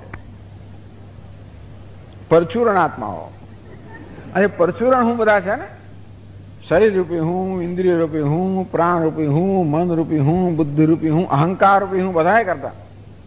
ये आत्मा सर्वांतर है, जो सर्वोनो अंतरतम है. आ शरीर सर्वांतर नहीं, आ जगतना विषयो करता शरीर नजीक છે માટે અંતર કહેવાય. પણ શરીર કરતા પણ અંદર તો પછી પ્રાણ રહેલો છે, માટે શરીરને સર્વાંતર ના કહેવાય. આ પ્રાણથી પણ અંદર પેલું મન રહેલું છે, માટે પ્રાણને પણ સર્વાંતર ના કહેવાય. આ મનથી અંદર બુદ્ધિ રહેલી છે, અંદર કોને કહેવાય? જે સૂક્ષ્મ છે, જે નિયામક છે. આ શરીર જે સૂક્ષ્મ કોણ છે? પ્રાણ. શરીર નિયામક છે પ્રાણ. તો પ્રાણ સૂક્ષ્મ મન છે, એનું પણ નિયામક છે મન. તો મનથી સૂક્ષ્મ બુદ્ધિ છે, બુદ્ધિ એને સૂક્ષ્મ છે, એનું નિયામક છે. ઇન્દ્રિયાણી પરાણ્યાહુ ઇન્દ્રિયેભ્ય પરમ મનઃ મનસસ્તુ પરા બુદ્ધિ. તો કે ઇન્દ્રિય જે સૂક્ષ્મ છે, અંતર છે, અંદર છે, એના કરતા પણ મન અંદર છે, એના કરતા બુદ્ધિ અંદર છે. આ અંદર તો છે, પણ સર્વાંતર, આ સર્વની અંદર છે. આ બધા અંદર કહેવાય ખરા, પણ કેવા અંદર છે? સાપેક્ષ અંદરતા એમનામાં છે. અંદરતા અંતરત્વ, અંદરપણું, સાપેક્ષ અંદરપણું છે. કશાકની અપેક્ષા અંદર છે, પણ કશાકની અપેક્ષા બહાર છે. આમ શરીર વિષયોની અપેક્ષા અંદર છે, પણ પ્રાણની અપેક્ષા બહાર છે. આ પ્રાણ શરીરની અપેક્ષા અંદર છે, પણ મનની અપેક્ષા બહાર છે. આ મન પ્રાણની અપેક્ષા અંદર છે, બુદ્ધિની અપેક્ષા બહાર છે. આ બુદ્ધિ પણ મનની અપેક્ષા અંદર છે, પરંતુ સાક્ષીની અપેક્ષા બહાર છે. રૂપમ દૃશ્યમ લોચનમ દૃક તદ્દૃશ્યમ દૃક્ત માનસમ દૃશ્યા વિવૃત્તે સાક્ષી દૃગેવ ન તો દૃશ્યતે. એક જ વસ્તુ છે બધે. રૂપમ દૃશ્યમ, જગતના વિષય દૃશ્ય બાહ્ય છે. લોચનમ દૃક, આ ઇન્દ્રિયો જે છે એ અંદર છે, આત્મા છે. તદ્દૃશ્યમ, પણ આ ઇન્દ્રિય લોચન વગેરે જ્ઞાનેન્દ્રિયો પણ દૃશ્ય છે, એનો દ્રષ્ટા કોણ છે? મન છે. અરે આ મનની વૃત્તિઓ પણ કેવી છે બધી, એ પણ દૃશ્ય છે, એમનો દ્રષ્ટા કોણ છે? સાક્ષી ચૈતન્ય. સર્વાંતર, જે સૌની અંદર છે, જેના અંદર કોઈ નથી. એટલે અંતર તો કહ્યું, અંદર કહ્યું, પણ સર્વ એવું વિશેષણ આપીને કહ્યું કે જે સર્વની અંદર છે, અર્થાત જેની અંદરતા અંદર પણ નિરપેક્ષ છે, સાપેક્ષ નથી, જે બધાની અંદર છે, જેની અંદર કોઈ નથી. યા આત્મા સર્વાંતર, પ્રત્યેક આત્મા જેને કહેવાય. એટલે આત્માને એક સર્વ વિશેષણ આપવામાં આવ્યું, કે ક્યારેક એને પ્રત્યેક વિશેષણ આપવામાં આવે. પ્રત્યેક આત્મા, અંતરતમ આત્મા. તદેતત પ્રેહ પુત્રાત પ્રેહ વિત્તાત પ્રેહ અન્યસ્માત સર્વસ્માત અંતરતનમ યદયમાત્મા. એ અંદર પણ ઘણી ઘણી રીતે જોવામાં આવે છે. તદેતત પ્રેહ પુત્રાત, પુત્ર કરતા પ્રિય છે એટલે પુત્ર કરતા અંદર છે. જે અંદર હોય ને વધારે વધારે પ્રિય હોય. બહાર કરતા અંદરની વસ્તુ વધારે પ્રિય. અંદરના માણસો છે ને આપણા બધા, અંદરનો, બહાર ન કરતા અંદરનું વધારે પ્રિય હોય. તદેતત પુત્રાત પ્રેહ પુત્રાત, આ પુત્ર કરતા વધારે પ્રિય છે. પ્રેહ વિત્તાત, આ વિત્ત ધન કરતા વધારે પ્રિય છે. પ્રેહ અન્યસ્માત સર્વસ્માત, અન્ય સર્વ કરતા વધારે પ્રિય છે. યત અંતરતમમ, જે અંતરતમ છે. તમે જુઓ કેવી સુંદર વસ્તુઓ કહેવામાં આવે છે ને, આત્મનસ્તુ કામાય સર્વમ પ્રિયમ ભવતી. આત્મા કેમ પ્રિય છે? અંતરતમ છે. તો પ્રિયતા હંમેશા આ પ્રિયપણું, આપણો પ્રેમ વધારે ક્યાં હોય? જે અંદર વધારે હોય, જે નજીક વધારે હોય, એ વધારે પ્રિયનું પ્રેમનું પાત્ર હોય ને. તો નજીકમાં નજીક કોણ છે? એ આત્મા સર્વાંતર અંતરતમ. તો જે નજીકમાં નજીક છે એ જ વિષય ચાલે છે. જે મૈત્રેયના વખતનો હતો. બસ આ શબ્દ જુદા જુદા છે, એની રીત જુદી જુદી છે. ટૂંકમાં ઉપનિષદ આપણને આત્મા વિશે, બ્રહ્મ વિશે, પરમાત્મા વિશે. હવે આત્મા શબ્દ વાપરવા માટે ઘણા લોકો તો સ્વિચ ઓફ થઈ જાય છે. કારણ કે સ્વામી અમને તમે પેલું ભાઈ રામજીની વાત કરો, વિષ્ણુ ભગવાનની વાત કરો તો અમને બહુ ગમે. શું બહુ ગમે? અરે એ જ આત્મા. આત્મા એટલે જ વિષ્ણુ, આત્મા એટલે જ રામ. જેને વિષ્ણુ કહેવામાં આવે છે, નારાયણ કહેવામાં આવે છે, રામ કૃષ્ણ જે પણ કહેવામાં આવે એ જ આત્મા. એટલે આ કોઈ બીજાની વાત નથી થતી. બસ એટલો જ ભેદ કે આત્મા શબ્દ કેમ વાપરવાનો? કારણ કે આપણે નારાયણને આપણે અન્ય માનીએ છીએ. એ નારાયણ વાસ્તવમાં અન્ય નથી. એ હું પોતા, હું પણ હું જ છે એ કહેવા માટે આત્મા શબ્દ વાપરવાનો. બાકી જેને વિષ્ણુ કે નારાયણ કે કૃષ્ણ કહેવા એ જ આત્મા. એની જ કથા છે. તો પેલી કથા વૃંદાવન વિહારી વગેરેની કથા કરતા જરા અંતરતમ કથા છે. પેલી કથા જરા બહારના સ્તરની છે, આ અંદરના સ્તરની કથા. એટલો જ ફેર છે. એ બધી કથાઓ સાંભળીને આ કથા સાંભળવાની જિજ્ઞાસા જન્મે ત્યારે સમજવું કે કથા બરોબર સંભળાય. એમાં ને એમાં ચાલ્યા જ કરીએ તો સમજવું ઘણી વાર છે. ટૂંકમાં એ કથાઓ સાંભળવાનું પ્રયોજન શું? જેથી આ કથા સાંભળવાની ઈચ્છા જન્મે. નથી જન્મી તો કઈ વાત નહીં, એ સાંભળ્યા કરીએ. પરંતુ એવી અપેક્ષા, એવી ભગવાન પ્રાર્થના કરીએ કે ભગવાન તારી એ કથા સાંભળતા સાંભળતા ક્યારેક આ કથા સાંભળવા માટે જિજ્ઞાસા જન્મે. યા આત્મા સર્વાંતર તન્મે વ્યાચક્ષવેતી, તત્મે વ્યાચક્ષવેતી. વી આ ચક્ષ્વ, વી સ્પષ્ટમ આસમંતાત ચક્ષ્વ કથા. સ્પષ્ટ રીતે મને કહો કે આ આત્મા છે, આ પ્રકારે કહો. જેમાં ગાય છે એનું વર્ણન થાય ને, આ ઘોડો છે, આ વસ્ત્ર છે, આ ગાય છે, આ ઘોડો છે, કેવો સ્પષ્ટ આત્મા વડે દ્રષ્ટવ્ય. આમ દ્રષ્ટિનો વિષય થાય તો કેવું સ્પષ્ટ આપણે જાણીએ. તન્મય વ્યાચક્ષવેદી, આ આત્મા જે સર્વાંત એટલે બ્રહ્મ, જે બ્રહ્મ જે છે સાક્ષાત આત્મ સ્વરૂપ છે. અને જે આત્મા ચૈતન્ય પ્રત્યેક આત્મા સર્વાંતર છે એમ કરીને જીવન બ્રહ્મના એકેને વાત કરી નાખી. યત સાક્ષાત પરોક્ષાત બ્રહ્મ એમ કહીને તત્પદની વાત કરી. એ આત્મા સર્વાંત એમ કહીને ત્વમ પદની વાત કરી. એમ આ રીતે પ્રશ્ન કરીને ઉશસ્તે તો મોટી વાત કરી નાખી. જે તત્ અને ત્વમ, જે જીવ અને ઈશ્વર, આ બંનેનું વાસ્તવિક તત્વ છે. તન્મે વ્યાચક્ષવેતી એ વિશે મને સ્પષ્ટ રીતે કહો.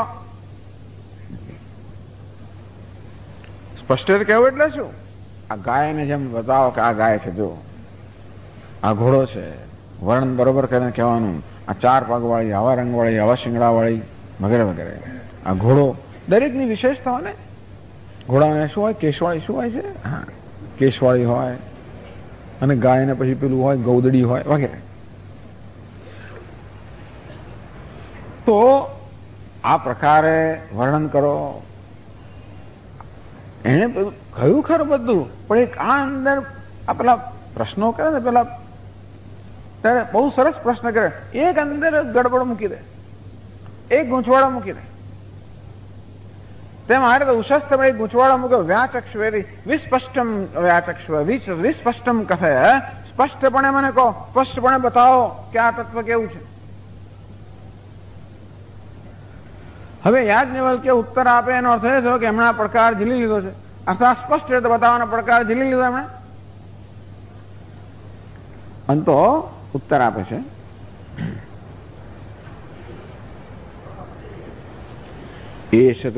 એષદાત્મા સર્વાંતરઃ. ઉત્તર આપ્યો, આ જે તારો આત્મા છે એ જ સર્વાંતર છે.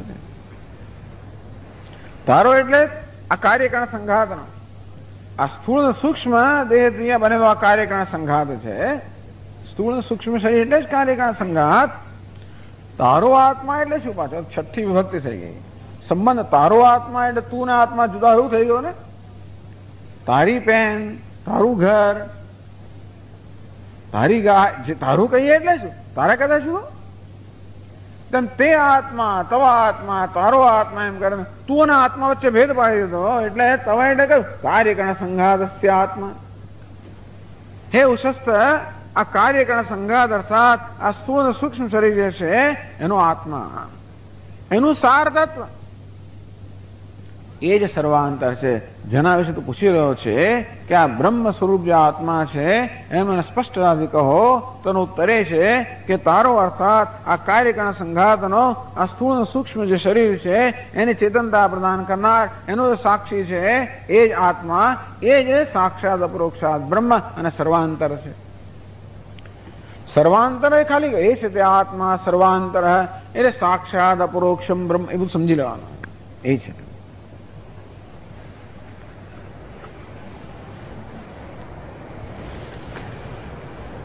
એટલે આમ કે છટકી જાવ એ ના ચાલે, સ્પષ્ટ કહેવાનું છે. એટલે હજી એટલે ઉશસ્ત આગળ પ્રશ્ન કરે છે કે ઘણી વાર શું છે આપણે એવો આમ જવાબ આપીએ કે આમ જોઈએ તો સાચો જવાબ હોય ને બહુ વિદ્વત્તાપૂર્ણ જવાબ હોય, આપણે જાણતા હોય કે ના જાણતા હોઈએ. એટલે પેલું પૂછ્યું કે આજે કહે છે ખરેખર સમજે છે કે નથી સમજતા, એટલે પ્રશ્ન કરે છે. કતમો યાજ્ઞવલ્ક્ય સર્વાંતરઃ. યાજ્ઞવલ્ક્ય કતમ, આ બધામાંનો કયો આત્મા સર્વાંતર છે? કતમ કહ કતરઃ કતમ. કહ એટલે કયો? કતરઃ કયા બે માનો એક, કતમ કયા અનેક માનો એક. બધા અનેક આત્માઓ છે, એમાં કયો આત્મા છે સર્વાંતર છે આપ કહી રહ્યા છે? તો ઉત્તર આપે છે, યહ પ્રાણેન પ્રાણિતે સતે આત્મા સર્વાંતરઃ યો પાનેનાપાનીતે સત આત્મા સર્વાંતરઃ યો વ્યાનેન વ્યાનીતે સદ આત્મા સર્વાંતરઃ યોદાનેનો દાનિતે સતાત્મા સર્વાંતરઃ એ સત આત્મા સર્વાંતરઃ. આત્મા એટલે તે, તો સંધિના કારણે પેલો એ જતો રહ્યો એટલે એ સતે આત્મા છે, પણ સંધિના નિયમો પ્રમાણે પેલો એ જતો રહ્યો એટલે ત છે અંદર. સ્વામી તમે તે કેમ બોલ્યા વચ્ચે? પણ એટલે સંધિ છૂટી કરીને બોલ્યો. તો કે છે યાજ્ઞવલ્ક્ય ઉત્તર આપે છે, યહ પ્રાણેન પ્રાણિતે.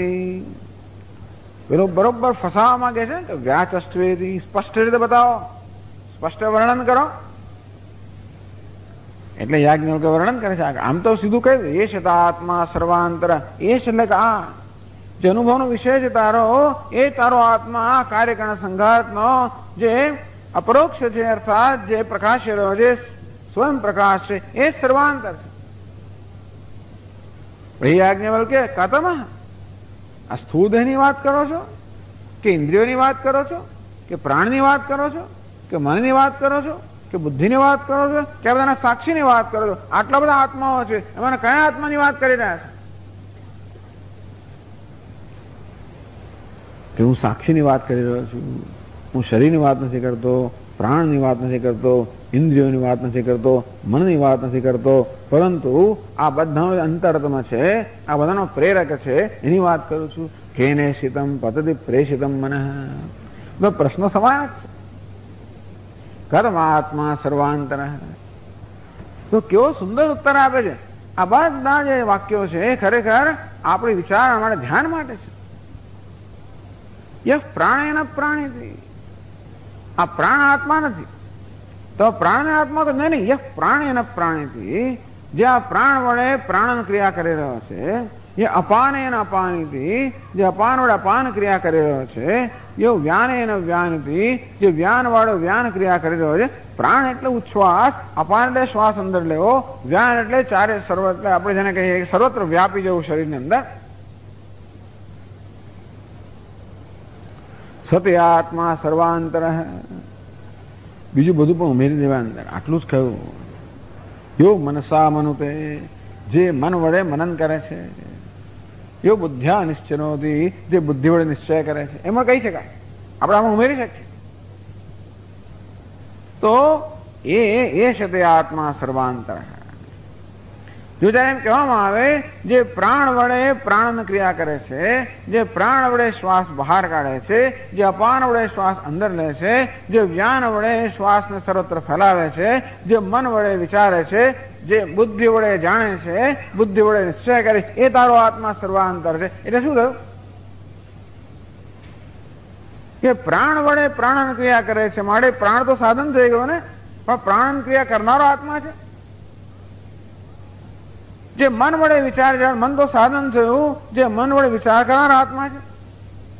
જે બુદ્ધિ વડે નિશ્ચય કરનારો છે, જ્ઞાતા છે, એટલે બુદ્ધિ પણ સાધન થઈ ગયું. એટલે કે આ પ્રાણ કે મન કે બુદ્ધિ આત્મા નથી. એટલે કથમ આત્મા, આ બધામાં કયો આત્માને આપ સર્વાંતર કહો છો? તો હું પ્રાણને સર્વાંતર નથી કહેતો, આ મનને સર્વાંતર નથી કહેતો, બુદ્ધિને સર્વાંતર નથી કહેતો. ઓહો, આ આત્મા, આત્મા પ્રાણન ક્રિયા કરી રહ્યો છે, આત્મા વિચારી રહ્યો છે, આત્મા નિશ્ચય કરી રહ્યો છે, આત્મા જાણી રહ્યો છે, એવું કહી રહ્યા છે? નહીં નહીં નહીં નહીં. જેને કારણે આ પ્રાણ પ્રાણન ક્રિયા કરે છે. ચક્ષુષ શ્રોત્રસ્ય શ્રોત્રમ, મનસઃ મનઃ, વાચો વાચમ, સૌ પ્રાણસ્ય પ્રાણ, ચક્ષુષ ચક્ષુ. જેને કારણે પ્રાણ પ્રાણન ક્રિયા કરે છે, જેને કારણે અપાન અપાન ક્રિયા કરે છે, જેને કારણે મન મનન ક્રિયા કરે છે, જેને કારણે બુદ્ધિ તો કે જાણવાની ક્રિયા કરે છે, જેને કારણે કાર્યકરણ સંઘાત પોતાની ક્રિયા કરે છે. આ કાર્યકરણ સંઘાતનો પ્રેરક છે. કેને શીતમ પતતિ પ્રેષિતમ મન, કોની પ્રેરણાથી, કોની સન્નિધિથી આ મન અને બધો આ કર્ણગ્રામ છે, અર્થાત આપણી જ્ઞાનેન્દ્રિયો, કર્મેન્દ્રિયો, મન, બુદ્ધિ, આજે આપણો કાર્યકરણ સંઘાત છે, એ કોની પ્રેરણાથી પોતપોતાનું કાર્ય કરે છે? કોની પ્રેરણાથી, કોની ઈચ્છાથી, કોની સન્નિધિથી? તો યાજ્ઞવલ્ક્યજી કહે છે કે જેની સન્નિધિ માત્ર છે. એ તો કહ્યું કે જે પ્રાણ પ્રાણને ક્રિયા કરે છે, પણ એમ ન માનવું કે આત્મામાં કોઈ ક્રિયા રહેલી છે. જેની સન્નિધિને કારણે આ પ્રાણ પોતાની પ્રાણ ક્રિયા કરે છે. આ પ્રાણ અપાન વ્યાન ઉદાન સમાન બધા વાયુઓ પોતપોતાની ક્રિયા કરે છે. જેને કારણે મન બુદ્ધિ વગેરે પોતપોતાની ક્રિયાઓ કરે છે. જેને કારણે ઇન્દ્રિયો, કર્મેન્દ્રિયો, જ્ઞાનેન્દ્રિયો પોતપોતાની ક્રિયાઓ કરે છે. જેને કારણે કાર્યકરણ સંઘાત છે એ ચેતનવંતો છે. તો જેની સન્નિધિ માત્રમાં કાર્યકરણ સંઘાત પોતાનું કાર્ય કરે છે, એ સર્વનો સાક્ષી, સર્વનો પ્રેરક, સર્વને ચેતનતા પ્રદાન કરનાર, જે સ્વયં નિષ્ક્રિય છે, અર્થાત જેની સન્નિધિ માત્ર સર્વ થઈ રહ્યું છે, એ સન્નિધિ સ્વરૂપ, એ ચૈતન્ય સ્વરૂપ, એ તારો આત્મા છે, એ સર્વાંતર છે, એ સાક્ષાત છે, એ સ્વયં પ્રકાશ છે, એ બ્રહ્મ છે, અપરિચ્છિન્ન છે. એ ઉશસ્ત આ તારો આત્મા જે છે, કે તું જે છે એ કોઈ બ્રહ્મ એટલે પરિચ્છિન્ન નથી, તું અલ્પ નથી, તો આ દેહની અંદર નથી, દેહ પૂરતો મર્યાદિત નથી.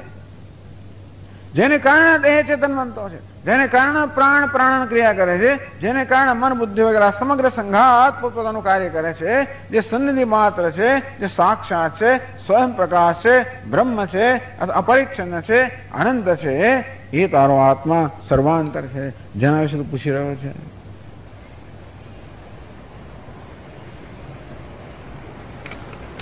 તો હજી ઉશસ્ત હજી કસોટી કરવા માંગે છે અને આગળ પૂછે છે. સહોવાચ ઉશસ્તશ્ચાક્રાયણ યથા વિબ્રૂયાત અસૌ ગૌઃ असौ अश्वः इत्येवमेव एतद्व्यपदिष्टं भवति। सहोवाच उशस्त्रचाक्रायणः। उशस्त्रचाक्रायणे वળી પોતાનો સંતોષ વ્યક્ત કરતા કહ્યું, ઉત્તર તો મળી ગયો અને ઉત્તર નથી મળ્યું ચાકરાયણ નથી કહેવા માંગતો, છતાંય પણ હજી ઉત્તર આપ્યો, પણ છતાંય ઉત્તર આપનારમાં એટલી સ્પષ્ટતા છે કે નહીં, એની કસોટી કરવા માટે ઉશસ્ત્ર ચાકરાયણ પ્રશ્ન કરનાર વળી પોતાનો સંતોષ વ્યક્ત કરે છે. યથા વિબ્રુયાત, કોઈ કે અસૌ ગૌઃ અસૌ અશ્વઃ ગચ્છતિ ઇતિ ગૌઃ. બસ કોઈ માણસ કહે કે આજે ચાલે છે એ ગાય છે, આ દોડે છે એ ઘોડો છે. શ્વેત એ તો કઈ કહેવાતું હશે. આ તો કઈ મેં તમને કહ્યું કે મને આત્માનું સ્પષ્ટ તમે જ્ઞાન આપો, સ્પષ્ટ રીતે દેખાડો મને. આ ગાયને શિંગડા પકડીને, ગાય જતી હોય તો શિંગડું પકડીને, જો આ ગાય છે, આ ઘોડાનું પૂંછડું પકડીને કે આ ઘોડો છે, તો આત્માનું પૂંછડું પકડીને મને કહો કે આ આત્મા છે, એનું શિંગડું પકડીને કહો કે આ આત્મા છે. એવું કહેવાના બદલે આ તો તમે તો આડકતરી રીતે કહો છો. હું હવે પૂછવામાં ગાય કોણ છે? જે જઈ રહી છે ગાય છે. પણ કોને ગાય કોણ છે એવું નથી કહેતા, પણ સીધા કહે છે જે જઈ રહી છે ગાય છે, જાય છે ગાય છે. એમ જવાના ચિહ્ન દ્વારા ગાયનો નિર્દેશ કરવામાં આવ્યો. ગાયનો સીધે સીધો નિર્દેશ નથી કરતા ને.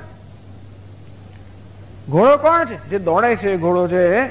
એમ કહીને દોડવા રૂપી ચિહ્ન દ્વારા, દોડવા રૂપી ઉપલક્ષ પુરાવા દ્વારા, દોડવા રૂપી લિંગ દ્વારા ઘોડાનો નિર્દેશ કરવામાં આવ્યો, કે જવા રૂપી લિંગ દ્વારા ચિહ્ન દ્વારા ગાયનો નિર્દેશ કરવામાં આવ્યો.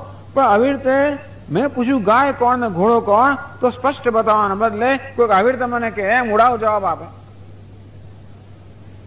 તેમ તમે પણ આત્માનું સીધે સીધું વર્ણન કરવાના બદલે કહી રહ્યા છો કે જેને કારણે પ્રાણ પ્રાણ કરી રહ્યો છે, પ્રાણ ક્રિયા કરી રહ્યો છે, જેને કારણે અપાન અપાન ક્રિયા કરી રહ્યો છે. પ્રાણ પોતે, આત્મા પોતે શું કરે છે? જેને કારણે પ્રાણ ચાલી રહ્યો છે, જેને કારણે અપાન અંદર જઈ રહ્યો છે, જેને કારણે મન વિચારી રહ્યું છે, જેને કારણે બુદ્ધિ વિચારી રહી, જ્ઞાન પ્રાપ્ત કરી રહી છે, એ બધું બરોબર. પણ એ પોતે શું કરે છે તો તમે કહેતા નથી. એનું વર્ણન કરો ને. અને જેનું વર્ણન ના કરી શકતા હો તો આ બ્રહ્મિષ્ઠનું જે તમારો અભિમાન છે એ છોડી દો.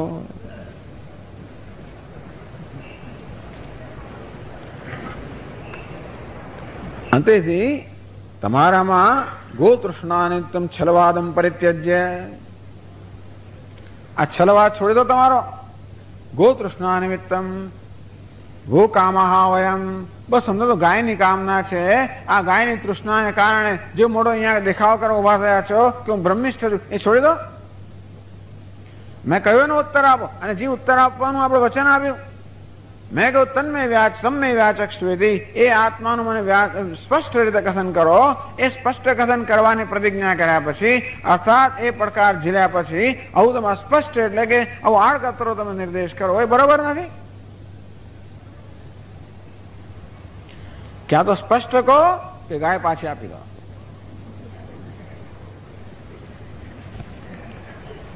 આપણે તો હલી જઈએ આ બધાની અંદર. યાજ્ઞવલ્ક્ય તો કઈ હલી બલી ગયા નહીં. એટલે કહે છે આગળ, હજી ઉશસ્ત આગળ કહે છે, યદેવ સાક્ષાત અપરોક્ષાત બ્રહ્મ યાત્મા સર્વાંતરઃ તમ્મે વ્યાચક્ષવેતે. વળી પાછો પોતાનો પ્રશ્ન ફરી કહે છે, યત સાક્ષાત અપરોક્ષાત બ્રહ્મ, જે સાક્ષાત અપરોક્ષાત મુખ્ય અર્થમાં બ્રહ્મ છે, સ્વયં પ્રકાશ અપરિચ્છિન્ન બ્રહ્મ છે. અને જે આત્મા છે સર્વ પ્રત્યેક આત્મા જે સર્વાંતરતમ છે, એના વિશે સ્પષ્ટતાથી મને કહો. જો ન કહી શકતા હો તો બેસી જાઓ. ત્યારે યાજ્ઞવલ્ક્ય ઉત્તર આપે છે, એષ આત્મા સર્વાંતર.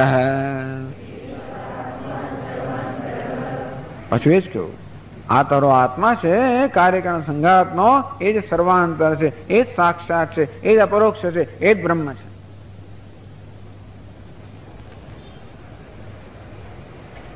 તો પેલો કે હજી પણ મારા પ્રશ્નનો હું કહું છું એ પ્રકાર ઉત્તર નથી મળ્યો કે આ ગાય છે, આ ઘોડો છે, એ આવો છે, એ પ્રકારે જે ઉત્તર આપવો જોઈએ એ પ્રકારે આપણે આત્માનું કથન નથી કર્યું. અને તેથી પોતાના પ્રશ્ન વળી પાછો કહે છે. એ કહે છે કથમો યાજ્ઞવલ્ક્ય સર્વાંતર યાજ્ઞવલ્ક્ય આ બધા આત્માઓનો કયો આત્મા જે સર્વાંતર છે? એટલે ટૂંકમાં હજી મને પ્રશ્નથી ઉત્તરથી સંતોષ થયો નથી, એટલે હું પ્રશ્ન ફરી પાછો કહી રહ્યો છું. એનો સંતોષ થયો નથી, અર્થાત મારી જે ઈચ્છા છે કે આત્માનું સ્પષ્ટતા વર્ણન કરવું જોઈએ એ વર્ણન થયું નથી. સત્યમ એતાદૃશ ચેત તો પ્રશ્ન તરી નૈવ અનુસૃત. વાત સાચી છે ઉશસ્ત, તું ઈચ્છે છે એ પ્રકારનો આત્મા જો હોત, અર્થાત એનું સ્પષ્ટ વર્ણન કરી શકે એવો આત્મા જો હોત, તો મેં હવે પ્રતિજ્ઞાનું પાલન કર્યું નથી. ઉશસ્ત કહી રહ્યો છે કે આપણે આપની પ્રતિજ્ઞાનું પાલન કરતા નથી. આત્માનું સ્પષ્ટ વર્ણન કરવાની આપની પ્રતિજ્ઞાનું પાલન કરતા નથી. યાજ્ઞવલ્ક્ય કહે છે કે હા, આત્મા વાસ્તવમાં એવો હોત, સ્પષ્ટ વર્ણન કરી શકાય એવો હોત તો જરૂર મારા ઉત્તરથી એવું કહી શકાય કે મારી પ્રતિજ્ઞાનું પાલન થયું નથી. પણ આત્મા એવું નથી. આત્મા કેવો છે? તો કહે છે દ્રષ્ટુમ અશક્યત્વાત. આ ઘટપટની જેમ આત્મા જોઈ શકાતો હોત તો જરૂર એનું સ્પષ્ટ વર્ણન થઈ શકત. અરે મનની વૃત્તિની જેમ પણ આત્મા જોઈ શકાતો હોત, એનું વિષયીકરણ થતો તો પણ એનું સ્પષ્ટ વર્ણન થઈ શકત. એવું નથી. ત્યારે શું છે? તો કહે છે ન દૃષ્ટે દ્રષ્ટારમ પશ્યેહે ન શ્રુતે શ્રોતારમ શૃણુયાહ ન મતેર્મંતારમ મન્વીથાહ ન વિજ્ઞાતેર્વિજ્ઞાતારમ વિજાનીયાહ એષ આત્મા સર્વાંતરઃ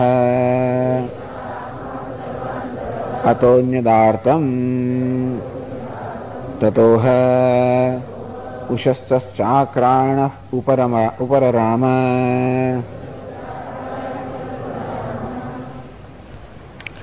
ન દૃષ્ટે દ્રષ્ટારમ પશ્યેહે. યાજ્ઞવલ્ક્યજી કે આ દ્રષ્ટિના દ્રષ્ટાને જોઈ શકો નહીં?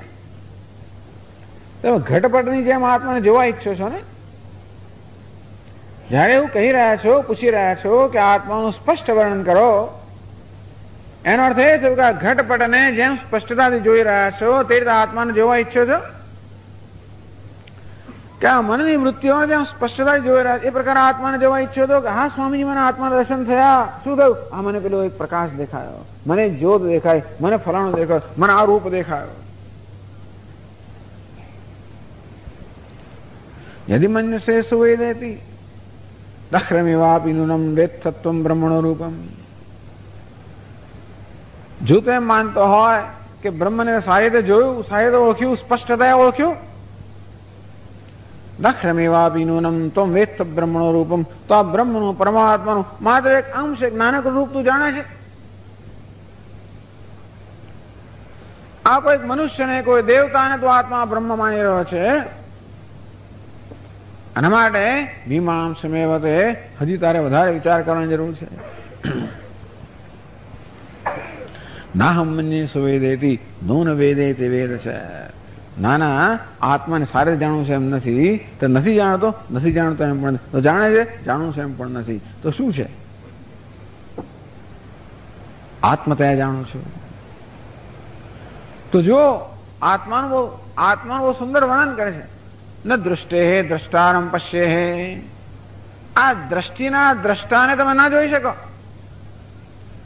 હવે એવું છે ને કે આ શિષ્ય જે છે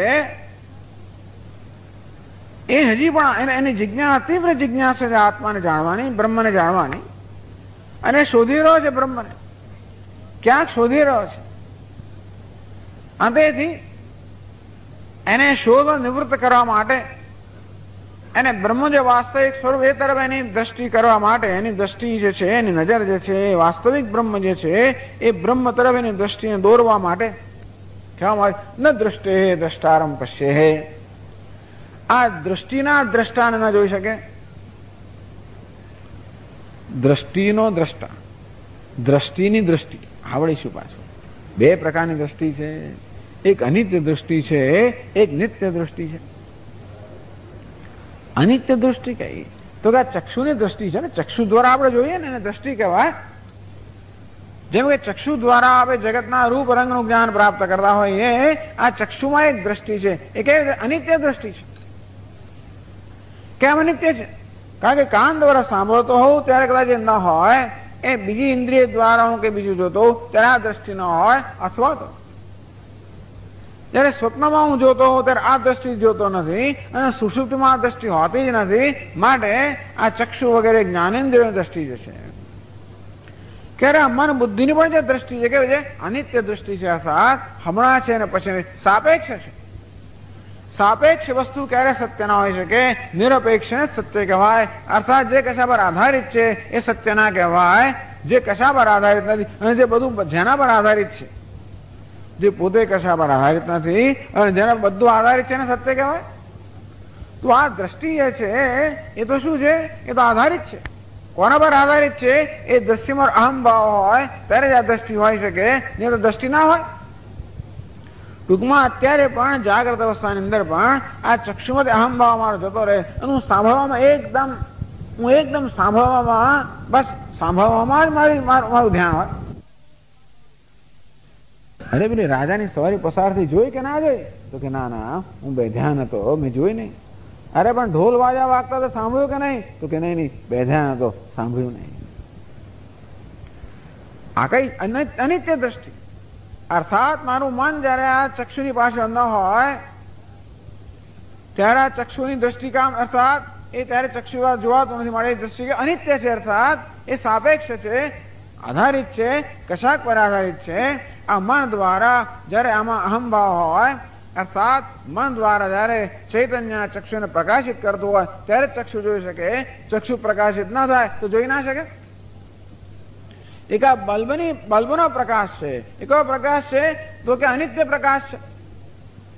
આ ટ્યુબલાઇટ નો પ્રકાશ કે અનિત્ય પ્રકાશ. કેમ? કારણ કે વીજળી જયારે પ્રકાશિત કરે ત્યારે બિચારો પ્રકાશી શકે, એ ન કરે તો ના પ્રકાશી શકે. આમ જે પોતાના પ્રકાશવા માટે અન્ય પર આધારિત છે આપણે શું કહીએ? અનિત્ય પ્રકાશ. આ એક સૂર્યનો પ્રકાશ છે, બીજો ચંદ્રનો પ્રકાશ છે. આ ચંદ્રનો પ્રકાશ કેવો છે? અનિત્ય પ્રકાશ છે. કારણ કે જો સૂર્યને પ્રકાશિત ના કરે, જેમ કે અમાવાસ્યાના દિવસે ચંદ્ર બી કરો પ્રકાશિત ના થઈ શકે. એટલે સૂર્યનો પ્રકાશ કેવો છે? નિત્ય પ્રકાશ છે, હંમેશા પ્રકાશવાન છે. આ ખાલી દ્રષ્ટાંત. અનિત્ય પ્રકાશ અને નિત્ય પ્રકાશ.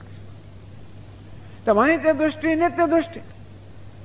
આ ચક્ષુ, શ્રોત્ર વગેરે આ જ્ઞાનેન્દ્રિયો છે એ પણ જરૂર પોતાના વિશ્વના દર્શન કરે છે, અને માટે એ પણ એક દ્રષ્ટિ ધરાવે છે.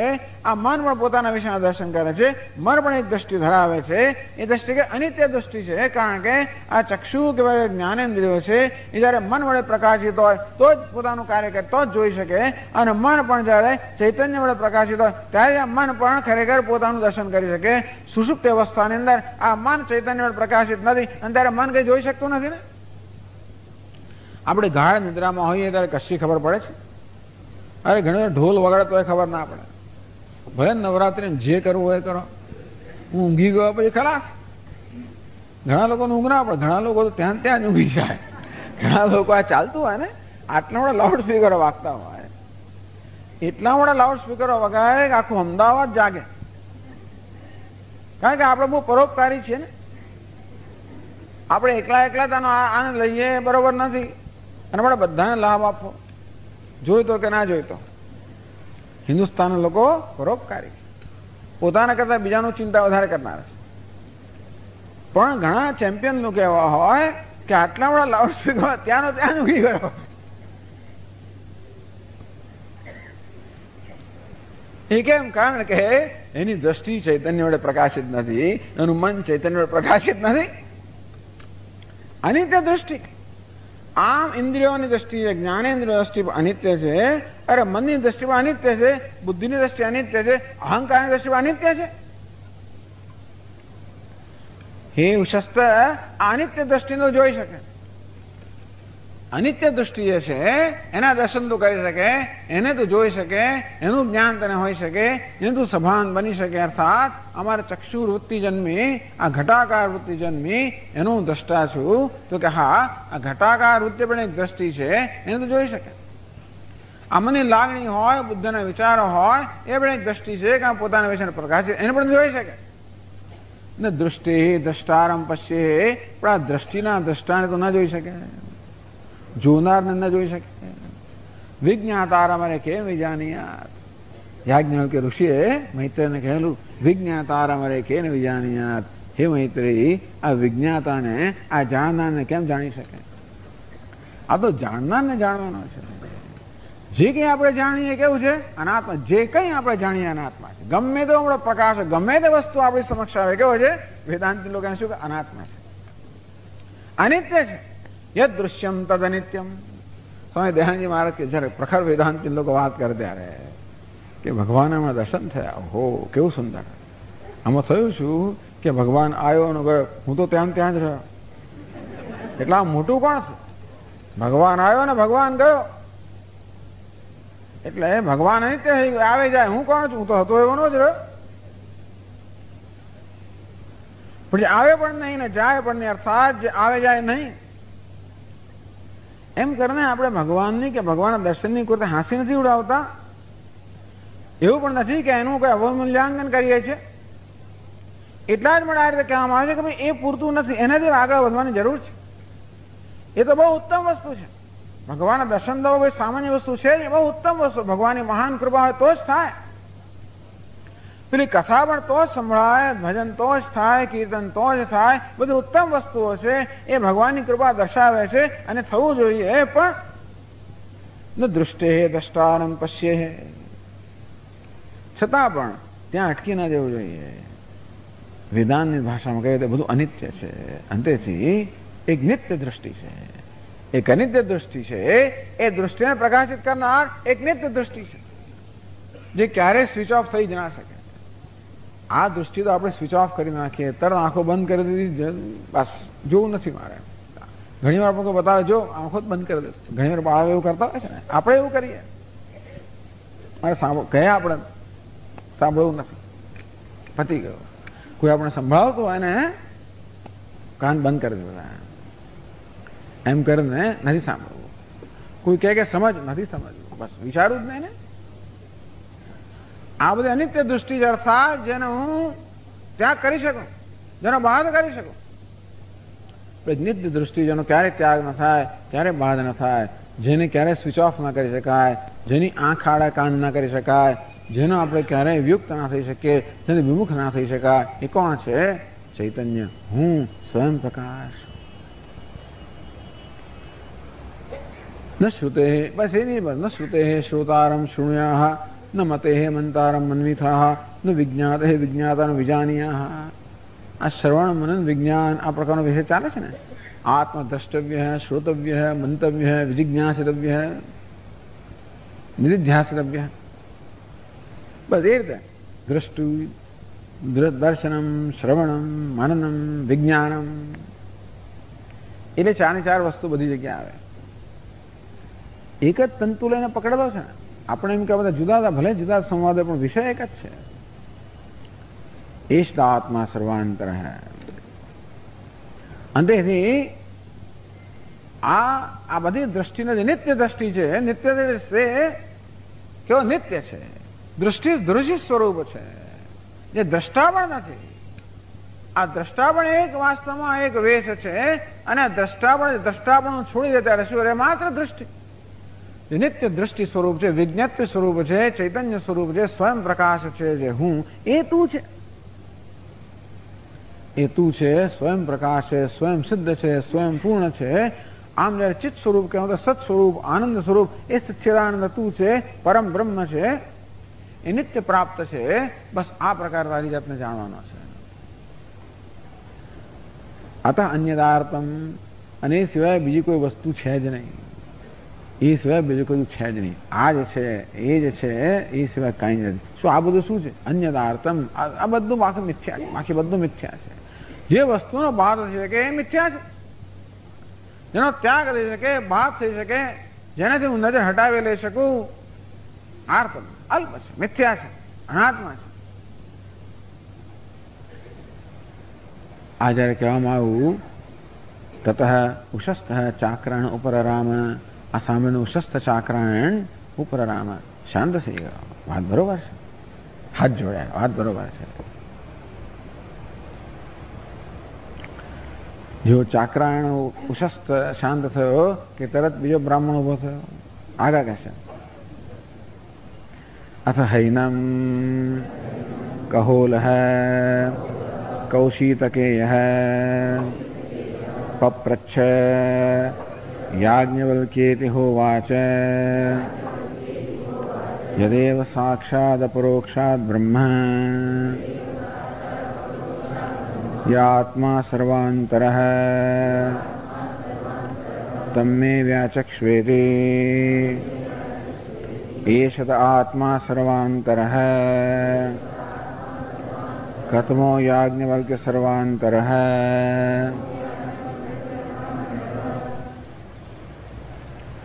અથ હૈનમ કહોલઃ કૌશિતકેય પપ્રચ્છ. કહોલઃ નામતઃ કૌશિતકેય, કુશિતકસ્ય અપત્યમ. કૌશિતકે કુશિતકનો પુત્ર કૌશિતકે, વળી પાછળની સરનેમ છે. જે કુશિતકનો પુત્ર છે કૌશિતકે, અને કહોલ જેનું નામ છે. એવો વિદ્વાન બ્રાહ્મણ જે છે એ ઉભો થયો. યાજ્ઞવલ્ક્ય હોવા છે. પછી આ બાજુ હે યાજ્ઞવલ્ક્ય, યાજ્ઞવલ્ક્ય ધ્યાન દોર્યું કે હા શું કહેવાનું છે. યદેવ સાક્ષાદ પરોક્ષાદ બ્રહ્મ યાત્મા સર્વાંતરઃ તમ્મે વ્યાચક્ષ્વેતિ. એ જ પ્રશ્ન પૂછે છે. ઉશસ્ત ચાકરાણ એ જ શબ્દો, એ જ પ્રશ્ન. જે સાક્ષાત અર્થાત સ્વયં પ્રકાશ, અપરોક્ષ અર્થાત સાક્ષ આત્મ સ્વરૂપ, અપરોક્ષ એટલે આત્મ સ્વરૂપ, સાક્ષ સ્વયં પ્રકાશ આત્મ સ્વરૂપ બ્રહ્મ અર્થાત અપરિચ્છિન્ન છે. જે પ્રત્યેક આત્મા છે, સર્વ અંતરતમ છે, સર્વ સાર તત્વ છે, સર્વ અધિષ્ઠાન છે. અન્ય સર્વ અતઃ અન્યદાતમ જનવા સર્વ અધ્યારોપિત છે. આ બધા સમગ્ર નામ રૂપાત્મક જગત જે અધ્યારોપ છે એનું જે અંતરતમ અર્થનું અધિષ્ઠાન છે. આ બધું બાધિત જે જગત છે એનું અબાધ્ય જે સત્ય છે. તમ્મે વ્યાચક્ષ્વેતિ, એને એ મારા માટે સ્પષ્ટ વ્યાખ્યા કરો. એનો જ પ્રશ્ન, એનો જ ઉત્તર. એષદાત્મા સર્વાંતર. હે કહોલ, આ તારો આત્મા કાર્યકરણ સંઘાત્મક જે આત્મા છે એ જ સર્વાંતર છે, એ જ સાક્ષાત છે, એ જ અપરોક્ષ છે, એ જ બ્રહ્મ છે. વળી પાછું એનું એ જ સમજી લેવાનું. વચ્ચેનો વાર્તાલાપ કે ઓહો મને સ્પષ્ટ જણાવવાની પ્રતિજ્ઞા કરીને આવી રીતે ઉત્તર આપો છો, એટલે ખતમ યાજ્ઞવલ્ક્ય. આ બધા મને કયો છે જેને આપ આત્મા કહો છો? તો આવડીશું એકની એક વસ્તુ પૂછપૂછ કરે છે. અર્થાત ઉપનિષદ શું એકની એક વાત કહે છે અને ખાલી રટણ પુનરાવર્તન કરે છે. એકની એક વસ્તુ રટણ કરે છે કે શું? એ તો બરોબર ના કહેવાય. એને પુનરુક્તિ દોષ કહેવામાં આવે છે. એકને એક વસ્તુ ફરીવાર કહેવી, તો એકની એક વસ્તુ ફરીવાર કહેવાય તો કે નહીં, એવું નથી. આગળ ઉશસ્ત ચાક્રાયણે જે પ્રશ્ન કર્યો, જે ઉત્તર આપવામાં આવ્યો, એમાં આટલી વસ્તુ નિશ્ચિત થઈ કે આત્મા છે. ઘણી વાર પ્રશ્ન એ થાય છે ને કે આત્મા છે એવું જ કોણે કહ્યું? કારણ કે એ તો દેખાતો નથી ને. અર્થાત હું જેને દેખું કહું છું એ નથી દેખાતો, નથી દેખાતો એમ ના કહેવાય, પરંતુ જોવાની મારી જે વ્યાખ્યા કે જે સમજ છે, જે હું વસ્તુને જોવા માંગુ છું એ દેખાતો નથી. એટલે આત્મા છે કે નહીં એવો પ્રશ્ન થતો હોય છે. અંતેથી જે વાણીનો મનનો કશાનો વિષય નથી, જે જોઈ ના શકાય, સાંભળી ના શકાય, વિચારી ના શકાય, એવું વર્ણન જયારે કરાવો ત્યારે પ્રશ્ન છે કે નહીં? તો કે છે તો ખરો. શા પરથી છે એમ કહો છો? આત્મા છે શા પરથી કહો? यह प्राणेन प्राणेति, यह अपानेन अपानेति, यो व्यानेन व्यानेति। એ જો ન હોત તો આ પ્રાણ અપાન વ્યાન પોતાનું કાર્ય ન કરી શકત ને. એમ આત્મા છે નક્કી કરે. નહીતર તો જેને ચક્ષુ વડે ના જોઈ શકાય, મન વડે ના જોઈ શકાય એવું તત્વ છે એવું ક્યાં નક્કી કર્યું આપણે? તું કે છે તો ખરું કે જગત છે, આ જગત ભાસે છે, આ જગત પ્રિય છે, તો શું થઈ ગયું? એટલા જ માટે કે જગતના પદાર્થો તો જળ છે, માટે એમાં હવા પણ નથી, ભાસવા પણ નથી ને પ્રિય પણ નથી. એ તો ખાલી છે, ખાલી ખમ છે. છતાં જાણે કે ભરેલા હોય એમ જાણે છે. હવા પણ છે એમનામાં, ભાસવા પણ છે, પ્રિય પણ છે. એ જ બતાવે છે કે હવા પણ પ્રદાન કરનાર, ભાસવા પણ પ્રદાન કરનાર, પ્રિય પણ પ્રદાન કરનાર કોઈ છે. અને સત્તા સ્ફૂર્તિ પ્રદાન કરનાર સચ્ચિત સ્વરૂપ છે કોઈ, તો જ આ ભાસી શકે, તો જ હોઈ શકે ને ભાસી શકે. એમ કરીને આ પ્રાણ અપાન વ્યાન વગેરે આ કાર્યકરણ સંઘાતની ચેષ્ટાઓ દ્વારા એવું સ્પષ્ટ કરવામાં આવ્યું કે આત્મા છે. વળી આત્મા કેવો છે? દેહાદિ સંઘાત વ્યતિરિક્ત હૈ. ખતમ આત્મા. તો કે આ પ્રાણ આત્મા નથી, મન આત્મા નથી, બુદ્ધિ આત્મા નથી. ન દૃષ્ટે દ્રષ્ટારમ પશ્યે. એ તો દ્રષ્ટિનો દ્રષ્ટા છે, અર્થાત દ્રષ્ટિ આત્મા નથી, એનો દ્રષ્ટા આત્મા છે. આ શ્રુતિ આત્મા નથી, એનો શ્રોતા આત્મા છે. આ મન આત્મા નથી, એનો મંતા આત્મા છે. અર્થાત આ દ્રષ્ટિ શ્રુતિ મતિ આ બધાને પ્રકાશિત કરનારા આત્મા છે. અંતેથી એ આત્મા દેહાદિ સંઘાદિ વ્યતિરિક્ત છે. આટલું નક્કી થયું. તો ઉશસ્ત ચાકરાયણ સાથે એના પ્રશ્નોત્તરમાં આટલું નક્કી થયું કે આત્મા છે અને વળી આ દેહાદિ સંઘાતથી વ્યતિરિક્ત છે. તો એટલું પૂરતું નથી. એની વિશેષતા હજી જણાવવા માંગે છે. તો ઉપરાંત આવા આત્માનું જ્ઞાન કેમ થાય, એનું સાધન શું, એ પણ જણાવવા માંગે છે. તો એ આત્માની બીજી શું વિશેષતા છે અને વળી એને જાણવાનું શું સાધન છે એ જાણવાનું બાકી રહી ગયું.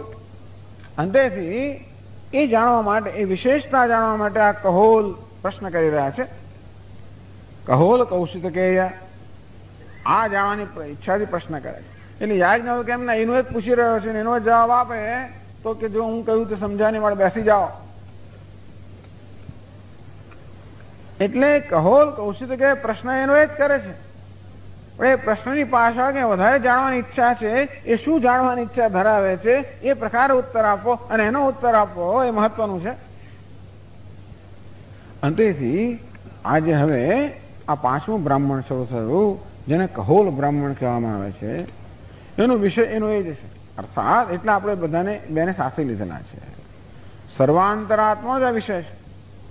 એના કારણે આ કહોલ કૌશિતકેય જે પ્રશ્ન પૂછે છે એ પ્રશ્ન એક રીતે એનો એ જ છે જે ઉશસ્ત ચાકરાયણે કર્યો, અને છતાં પણ એને જે ઉત્તર આપવામાં આવ્યો એના કરતા તે વિશેષ જાણવાની ઈચ્છાથી અને આ આત્માને જાણવા માટેનું સાધન શું છે એ જાણવાની ઈચ્છા પ્રશ્ન કરવામાં આવ્યો.